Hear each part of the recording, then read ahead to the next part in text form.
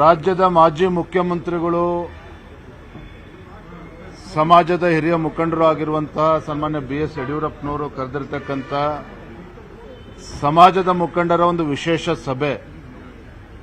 ಈ ಸಭೆಯಲ್ಲಿ ಸನ್ಮಾನ್ಯ ಬಿಎಸ್ ಯಡಿಯೂರಪ್ಪನವರು, ಮಾಜಿ ಮುಖ್ಯಮಂತ್ರಿಗಳಾಗಿರುವಂತಹ ಜಗದೀಶ್ ಶೆಟ್ಟರ್ ಅವರು, ಬಸವರಾಜ ಬೊಮ್ಮಾಯಿ ಅವರು, ಕೇಂದ್ರದ ಸಚಿವರಾಗಿರುವಂತಹ ವಿ ಸೋಮಣ್ಣ ಅವರು, ಸಿದ್ದೇಶಣ್ಣ ಅವರು, ಅದೇ ರೀತಿ ಸಂಕೇಶ್ವರ ಅವರ ಆದಿಯಾಗಿ ಪ್ರಭಾಕರ್ ಕೋರೆ ಅವರು, ಸಮಾಜದ ಎಲ್ಲ ಹಿರಿಯರು ಇವತ್ತಿನ ಸಭೆಯಲ್ಲಿ ಭಾಗವಹಿಸಿ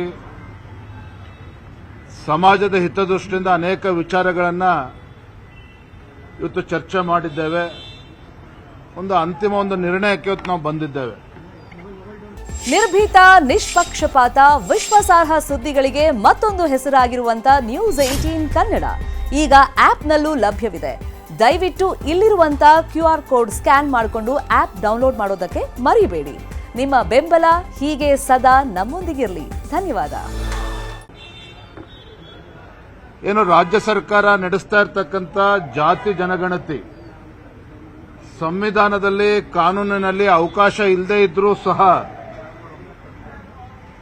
ಇವತ್ತು ಸರ್ವೆ ನೆಪದಲ್ಲಿ ಇವತ್ತು ಕಾಸ್ಟ್ ಸೆನ್ಸಸ್ ಅನ್ನು ಮಾಡೋದಕ್ಕೆ ಹೊರಟಿದ್ದಾರೆ ಸಿದ್ದರಾಮಯ್ಯ ಸರ್ಕಾರ. ಈ ನಿರ್ಧಾರದ ಹಿಂದೆ ಕುತಂತ್ರನೂ ಇದೆ, ಷಡ್ಯಂತ್ರವೂ ಇದೆ. ಯಾಕೆ ಅಂತ ಹೇಳಿದ್ರೆ, ನೀವು ಆ ಕಾಲಂಗಳನ್ನು ನೋಡಿದ್ರೆ ಹಿಂದೂ ಇದೆ, ಇಸ್ಲಾಂ ಇದೆ, ಕ್ರಿಶ್ಚಿಯನ್ ಇದೆ, ಜೈನ್ ಇದೆ, ಸಿಖ್ ಇದೆ, ಬುದ್ಧಿಸ್ಟ್, ಪಾರ್ಸಿಸ್ಟ್, ನಾಸ್ತಿಕರು ಮತ್ತು ಇತರೆ ಅಂತಕ್ಕಂಥ ಕಾಲಮನ್ನು ಕೂಡ ಸೇರಿಸಿದ್ದಾರೆ. ಅದು ಕೂಡ ಕಾನೂನು ಬಾಹಿರವಾಗಿ ಇರುವಂತದ್ದು. ಸಿದ್ದರಾಮಯ್ಯನವರ ಮನಸ್ಥಿತಿ ಏನಿದೆ, ರಾಜ್ಯದ ಮುಖ್ಯಮಂತ್ರಿಗಳಾಗಿ ಅದನ್ನ ಈ ಜಾತಿ ಜನಗಣತಿಯಲ್ಲಿ ಅದನ್ನ ಇಂಪ್ಲಿಮೆಂಟೇಷನ್ ಮಾಡೋದಕ್ಕೆ ಹೊರಟಿದ್ದಾರೆ. ಅರ್ಥಾತ್ ವೀರಶೈವ ಸಮಾಜವನ್ನು ಕೂಡ ಒಡೆಯುವಂತಹ ಒಂದು ಕುತಂತ್ರ, ಷಡ್ಯಂತ್ರ ಈ ಜಾತಿ ಜನಗಣತಿ ಹಿಂದೆ ಅಡಗಿರುವಂತದ್ದು. ಮತ್ತು ಇದು ನೆನ್ನೆ ಮೊನ್ನೆ ಪ್ರಯತ್ನ ಅಲ್ಲ. ಸಿದ್ದರಾಮಯ್ಯನವರು ಹಿಂದೆ ಮುಖ್ಯಮಂತ್ರಿಗಳು ಆಗಿದ್ದಾಗೂ ಸಹ ವೀರಶೈವ ಲಿಂಗಾಯತ ಪ್ರತ್ಯೇಕ ಧರ್ಮ ಅಂತೇಳಿ ಅವತ್ತು ಕೂಡ ಸಮಾಜವನ್ನು ಒಡೆಯುವಂತ ದುಸ್ಸಾಹಸಕ್ಕೆ ಕೈ ಹಾಕಿದ್ರು. ಅವಾಗಲೂ ಕೂಡ ಕೈ ಸುಟ್ಕೊಂಡಿದ್ರು. ಆದರೆ ಅದಕ್ಕೆ ಇವತ್ತು ಹೊಸ ರೂಪವನ್ನು ಕೊಟ್ಟು ಇವತ್ತು ಜಾತಿ ಜನಗಣತಿ ಸಾಮಾಜಿಕ, ಆರ್ಥಿಕ, ಶೈಕ್ಷಣಿಕ ಒಂದು ಸರ್ವೆ ಮಾಡ್ತೇವೆ ಅಂತ ಹೇಳಿ ವೀರಶೈವ ಲಿಂಗಾಯತ ಸಮಾಜವನ್ನು ಒಡಿತಕ್ಕಂಥ ಒಂದು ದುಸ್ಸಾಹಸಕ್ಕೆ ಇವತ್ತು ಕೈ ಹಾಕಿದ್ದಾರೆ ಅನ್ನೋದರಲ್ಲಿ ಯಾವುದೇ ಅನುಮಾನಗಳಿಲ್ಲ. ಇದ್ರ ಬಗ್ಗೆನೂ ಕೂಡ ಇವತ್ತಿನ ಸಭೆಯಲ್ಲಿ ಸಮಗ್ರವಾಗಿ ಚರ್ಚೆ ಆಗಿದೆ. ಈ ಸಭೆಯಲ್ಲಿ ಮತ್ತೊಂದು ನಿರ್ಣಯ ಏನಾಗಿದೆ ಅಂತ ಹೇಳಿದ್ರೆ, ನಮ್ಮ ಇವತ್ತೇನು ಸೇರಿರ್ತಕ್ಕಂಥ ಸಮಾಜದ ಮುಖಂಡರೇನಿದ್ದೇವೆ, ನಮ್ಮದರಲ್ಲಿ ಯಾವುದೇ ರೀತಿ ಗೊಂದಲಗಳಿಲ್ಲ. ಆದರೆ ಸಮಾಜದಲ್ಲಿ ಕೆಲವು ಗೊಂದಲಗಳೇನಿದ್ದಾವೆ, ಗೊಂದಲಗಳನ್ನು ಸರಿಪಡಿಸಬೇಕು, ಸಮಾಜವನ್ನು ಒಗ್ಗೂಡಿಸಬೇಕು, ಸಮಾಜಕ್ಕೆ ಇವತ್ತು ಸರಿಯಾದ ದಿಕ್ಕಿನಲ್ಲಿ ತೆಗೆದುಕೊಂಡು ಹೋಗ್ತಕ್ಕಂಥ ನಿಟ್ಟಿನಲ್ಲಿ ನಾವು ಕಾರ್ಯಪ್ರವೃತ್ತರಾಗಬೇಕು ಅಂತ ಹೇಳಿ ತೀರ್ಮಾನ ಮಾಡಿ ಕೆಲವು ಹಿರಿಯರು ವೀರಶೈವ ಮಹಾಸಭಾದ ಪ್ರಮುಖರ ಜೊತೆನೂ ಕೂಡ ಚರ್ಚೆ ಮಾಡಬೇಕು. ಅದೇ ರೀತಿ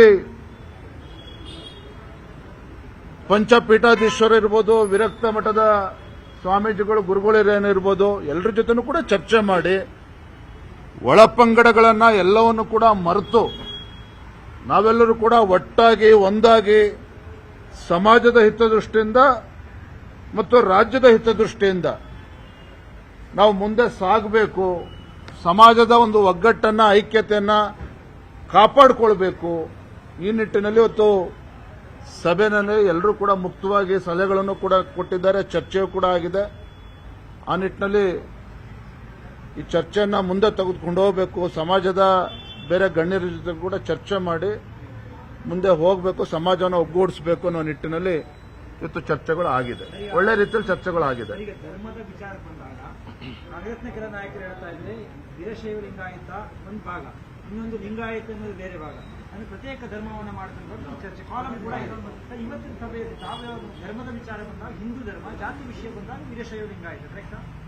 ಧರ್ಮ, ಜಾತಿ, ಉಪಜಾತಿ ಈ ವಿಚಾರದಲ್ಲಿ ನಮ್ಮ ನಿರ್ಧಾರ ಏನಿರಬೇಕು ಅನ್ನೋದ್ರ ಬಗ್ಗೆ ಇವತ್ತಿನ ಸಭೆಯಲ್ಲಿ ಎಲ್ಲರದ್ದು ಕೂಡ ಒಮ್ಮತದ ನಿರ್ಧಾರವನ್ನು ನಾವು ತೆಗೆದುಕೊಂಡಿದ್ದೇವೆ. ನಮ್ಮ ಒಮ್ಮತದ ನಿರ್ಧಾರ ಅದು ದೇಶದ ಹಿತದೃಷ್ಟಿಯಿಂದ ಇರ್ತದೆ, ರಾಜ್ಯದ ಹಿತದೃಷ್ಟಿಯಿಂದ ಇರ್ತದೆ ಮತ್ತು ಸಮಾಜದ ಹಿತದೃಷ್ಟಿಯಿಂದನೂ ಕೂಡ ಇರ್ತದೆ. ಹಾಗಾಗಿ ನಮ್ಮ ಒಕ್ಕೊರಳಿನ ತೀರ್ಮಾನ ಇವತ್ತೇನು ಆಗಿದೆ ನಮ್ಮ ಈ ಸಭೆಯಲ್ಲಿ, ಅದನ್ನ ಸಮಾಜದ ಗಣ್ಯರ ಜೊತೆ ಚರ್ಚೆ ಮಾಡಬೇಕು, ವಿವಿಧ ಮಠಾಧೀಶರ ಜೊತೆಲೂ ಕೂಡ ಚರ್ಚೆ ಮಾಡಬೇಕು. ಒಟ್ಟಾರೆಯಾಗಿ ನಮ್ಮ ಸಮಾಜದ ಒಗ್ಗಟ್ಟನ್ನು ನಾವು ಕಾಪಾಡಿಕೊಂಡು ಹೋಗಬೇಕು. ಆ ನಿಟ್ಟಿನಲ್ಲಿ ಇವತ್ತು ನಿರ್ಣಯವನ್ನು ನಾವು ಮಾಡಿದ್ದೇವೆ. ಏನಂತ ಸೇರಿಸ್ತೀರಿ ಸರ್? ಈಗ ಯಾಕಂದ್ರೆ ಹಿಂದೂ ಅಂತ ಹೇಳಿ ಸೇರಿಸ್ಬೇಕಂತ ಲಿಂಗಾಯತ ಅಂತ ಸೇರಿಸ್ಬೇಕಂತ ಗೊಂದಲ, ಹೀಗಾಗಿ ಅದರ ವಿಚಾರವಾಗಿ ಏನು ಗೊಂದಲಗಳು ಸಮಾಜದಲ್ಲಿದೆ. ನಮ್ಮ ಇವತ್ತಿನ ಸಭೆಯಲ್ಲಿ ಏನು ಪ್ರಮುಖರನ್ನು ಸೇರಿದ್ದೇವೆ, ನಮ್ಮಲ್ಲಿ ಯಾವುದೇ ರೀತಿ ಗೊಂದಲಗಳಿಲ್ಲ. ನಮ್ಮ ಸಮಾಜದ ಮುಖಂಡರು ಇವತ್ತು ಸೇರಿದ್ದೇವೆ ಸಭೆಯಲ್ಲಿ, ಯಾವುದೇ ರೀತಿ ಗೊಂದಲಗಳು ಈ ವಿಚಾರದಲ್ಲಿ ಇಲ್ಲ. ಆದರೆ ಸಮಾಜದಲ್ಲಿ ಕೆಲವು ಸಂಘಟನೆಗಳಲ್ಲಿ ಕೆಲವು ಮಠಾಧೀಶರಲ್ಲಿ ಏನು ಗೊಂದಲಗಳಿದೆ ಅದನ್ನ ಕೂಡ ಸರಿಪಡಿಸಬೇಕು. ಯಾಕೆಂದ್ರೆ ಇವತ್ತು ಯಡಿಯೂರಪ್ಪನವರಿದ್ದಾರೆ, ಮಾಜಿ ಮುಖ್ಯಮಂತ್ರಿಗಳು, ಜಗದೀಶ್ ಶೆಟ್ಟರ್ ಅವರಿದ್ದಾರೆ, ಮಾಜಿ ಮುಖ್ಯಮಂತ್ರಿಗಳು, ಬಸವರಾಜ ಬೊಮ್ಮಾಯಿ ಅವರು ಮಾಜಿ ಮುಖ್ಯಮಂತ್ರಿಗಳಿದ್ದಾರೆ, ಸಮಾಜದ ಅನೇಕ ಹಿರಿಯರು ಇವತ್ತು ಸಭೆಯಲ್ಲಿದ್ದಾರೆ. ಇವರೆಲ್ಲರ ನಮ್ಮೆಲ್ಲರ ಒಂದು ಆದ್ಯ ಕರ್ತವ್ಯನೂ ಕೂಡ ಇದೆ. ಸಮಾಜದಲ್ಲಿ ಇವತ್ತು ಒಗ್ಗಟ್ಟನ್ನು ಮೂಡಿಸಬೇಕು, ಒಂದು ಸರಿದಾರಿಯಲ್ಲಿ ತೆಗೆದುಕೊಂಡೋಗ್ತಕ್ಕಂಥ ಕೆಲಸ ಈ ಪ್ರಮುಖರಾದಿಯಾಗಿ ಎಲ್ಲರೂ ಕೂಡ ಮಾಡಬೇಕು. ಹಾಗಾಗಿ ನಮ್ಮೆಲ್ಲರ ಜವಾಬ್ದಾರಿ ಹೆಚ್ಚಿದೆ.